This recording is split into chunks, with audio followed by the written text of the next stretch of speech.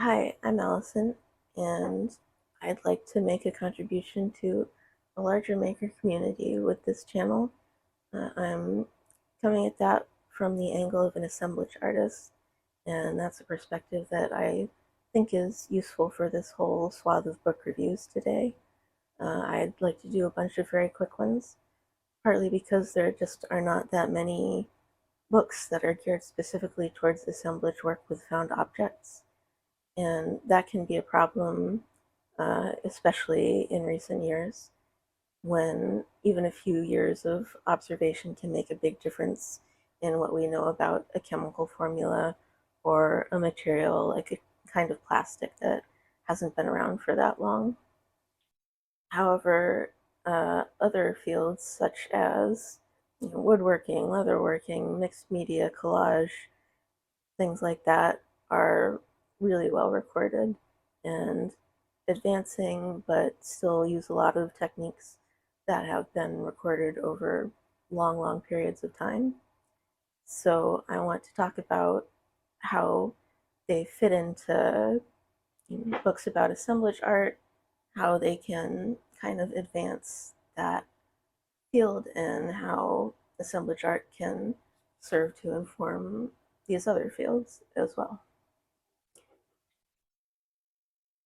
So now all the books are in a big pile next to me. This was the last one on the table when I finished putting them to the side. And it's also one of my favorites, and you can tell that a bit by the number of post-it notes in here. And they're different colors, which means they're probably years apart. Uh, but a lot of what's in here is still applicable, even though it is basically a compendium of reviews from a website called Cool Tools that was run by Kevin Kelly. And it's just got all kinds of great stuff in it for lots of different topics. And their definition of tool is pretty wide, which I like a lot. Uh, Anything useful that increases learning, empowers individuals, does work that matters, is either the best or the cheapest or the only thing that works. So for me, that's been really good for a lot of things. Let's pink post-it note. This is something that I use a lot. There are miniature versions, which I'll talk a little bit about in a future video, hopefully. They're especially useful when I'm trying to work with a bullet casing or a shell, because they can, the smaller ones at least, can just, you roll them and it'll slice them apart, just as it would a pipe. Uh, and then, for more visual art, like 2D things, especially, there's a whole section of weird visual reference inspiration things, and one that's just about motion that was written for engineers initially. Another one that's Russian criminal tattoos encyclopedia, because that's just how this book is. It's weird, and I love it. So uh, let's move on to the next one, I guess.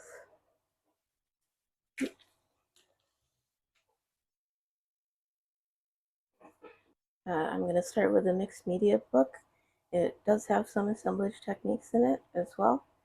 Uh, I really like this one. It's very consistent when it comes to talking about what kind of tools and what kind of techniques are used for different things.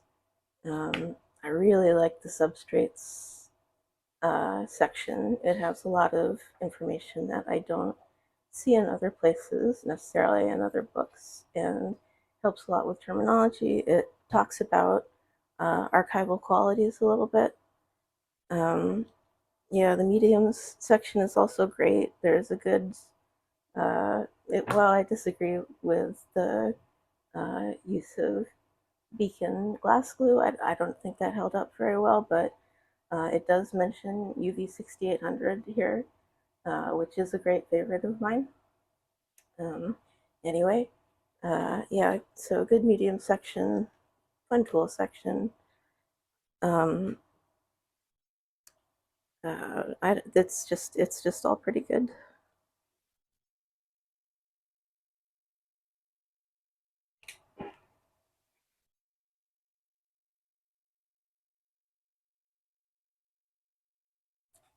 This is Automata and Mechanical Toys by Rodney Peppé, who is an artist and works in Automata and is just really wonderful. That's one of his pieces there.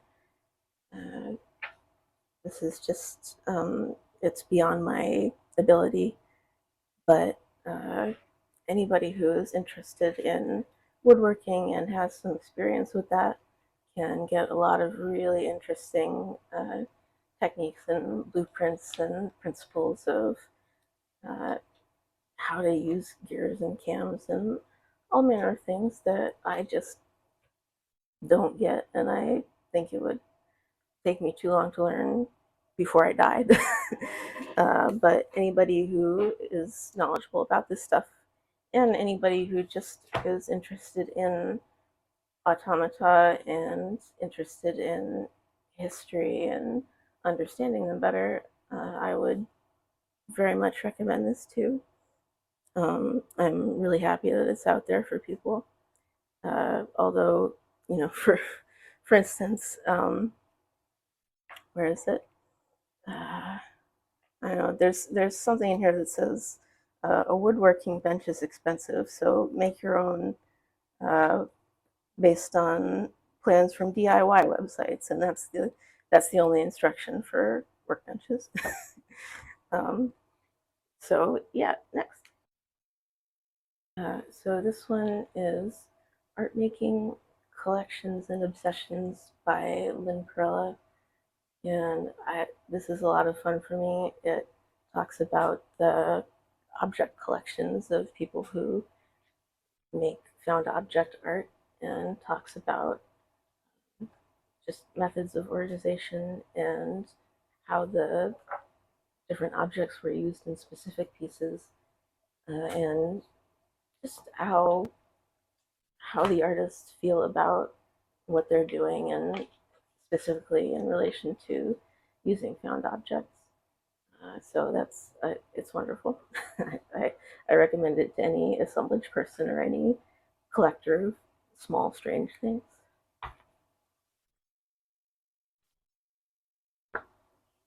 Alternative Art Surfaces by Darlene, Olivia McElroy, and Sandra Duran Wilson.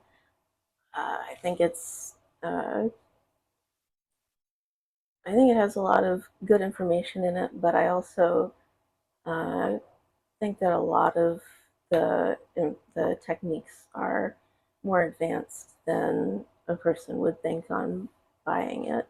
You know, there are materials here that there's a section about gold leaf. There's a section about using mica. There's a section about plexiglass, and all those things are pretty hard to work with. Granted, it would take a lot of effort to. It's a book in itself with some materials, uh, but yeah, this is got a wide variety of ideas and materials, and uh, it's pretty good. So Collage Lab by Bee Shay. I like this one a lot, especially for people who are just kind of trying to decide what they want to work with, what materials they have available to them that are best, what their skill set is, what it works with, just their niche, and it has uh, good thought experiments. I think for people who especially want to do art journaling maybe, and like this is something that I've found specifically useful in the past.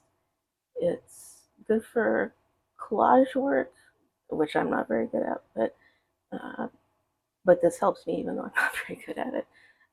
Just a little gradient scale in black and white, and I can put that next to whatever I'm doing, and it will help me uh, just match things even when the light level around me is changing. Uh, and yeah, so I like this one. although it's not super helpful to me specifically. But okay, uh, so tips and tales from the workshop, and volume 2 of that series. They're compiled and written by Gareth Branwyn, although they're really tips from a bunch of people who. Forward, where's the acknowledgement? There's the acknowledgement section. There's just like a bunch of interesting people who have collaborated or who have contributed to the tips in this book. Um, I don't know that I would endorse all the tips, but I think that's kind of in keeping with the experimental, colloquial nature or vibe that I get from it. But yeah, it's got all kinds of fun ideas for sure. The second one is a lot the same, although I don't know. I like the first one better, but maybe I was just spoiled by the second one. I don't know. Um, it has an interesting section, especially to me.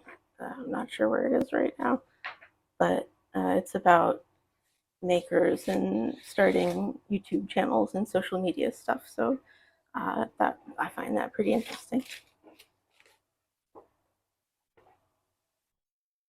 Uh, okay, so this is actually my favorite one that is specifically about assemblage, and I think it's just a great resource for learning techniques and just learning about whatever you need, tools and materials, and talking about specific pieces, and uh, it's just all around real good.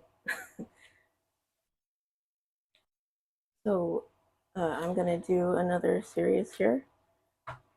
This is 101 mixed media techniques and 101 more mixed media techniques. I like this one because it just talks about some advanced things or some things that aren't in a lot of introductory texts or classes, like fiber paste, but it also goes all the way back to stamping with ferns and natural objects. However, what I like most about this is the sequel, 101 More Mixed Media Techniques, because I think this one ends up reaching a lot more and kind of grasping at straws sometimes, but that's what makes it so much fun. There's here embossing uh, with a vehicle, so how to emboss by hand, but also how to run it over with your car. Other good techniques are like eggshell crackle. I think that sounds really cool.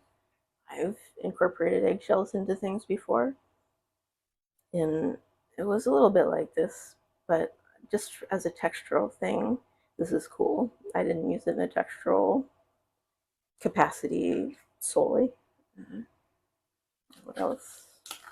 Yeah, translucent papers. I didn't think of that for a long time. It's just cool to have some things laid out. What are these last ones? Oh yeah, there's a whole section on uh, fire art where you just burn stuff, except it's actually a really, really good account of it. It's got specific, great information. So good job, guys, or whoever. I'm not sure. There's no author name on this that I see, but yeah.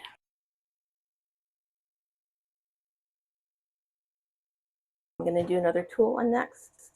This is 4 favorite tools produced by Claudia, Dawson, Mark Fraunefelder, and Kevin Kelly. And it just takes a bunch of people, well, I think it specifically says 150 people, creators, and talks about just the 4 things that they think people should know about that they use. And I don't know, I like it a lot. It is based on or a companion of their new website. Uh, was Recommendo. And also, I sometimes listen to the Cool Tools YouTube channel. They have a podcast that talks about different tools. They'll have people on to talk about just items that are important to them and that they want to talk about. So this is another make book called Tools and How They Work and How to Use Them by Charles Platt. It says learning by discovery because it gives a series of projects that a person can do to be familiar with their tools and uses. And I can't do most of those things because I don't have a wood shop, but it's incredibly useful anyway, especially for me. The section on measurements, yeah, it's just wonderful. Inspired me to get a miniature miter box. Cool. Next, the Altered Object Techniques Projects Inspiration by Tery Taylor. I think the strength of this one is talking about techniques in connection to specific pieces. Um, I think it is for intermediate uh, assemblage folks because some of the instructions you basically have to already know how to do the technique to be able to follow the instructions. But um, but yeah, it's good. It's got a lot of information in it, and it's one of not very many assemblage targeted books. And I enjoyed this one. I think it's really good, especially for inspiration for more complex work.